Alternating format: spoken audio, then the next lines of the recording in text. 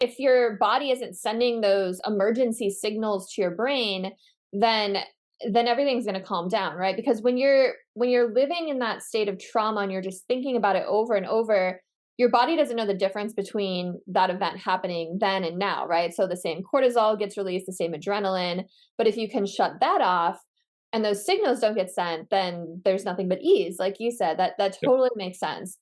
And it also makes sense because sometimes in talk therapy, and I nothing against talk therapy, I think it's great, but you can just talk in circles forever, right? You can just get stuck in those infinite loops and nothing ends up changing, Yeah. right? I think it's good to mention what talk therapy is good for. Like, it's not that it's bad at all, but it's good for things you can talk about.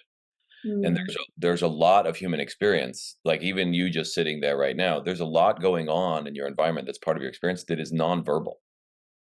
And there are tensions and breathing patterns and heart rates and chemical things going on. And only a small part of that could you describe with words, and the rest of it is nonverbal. So for talk therapy, there's some really great therapists out there that can get you to put words and language on things, but there's a whole lot of stuff that is nonverbal that really is just a habitual tensing pattern or something. And if you release that, all of a sudden you feel great. And it wasn't the thoughts that were spinning in your head. It was just you were tense and your brain was like, oh, when were we tense like this before?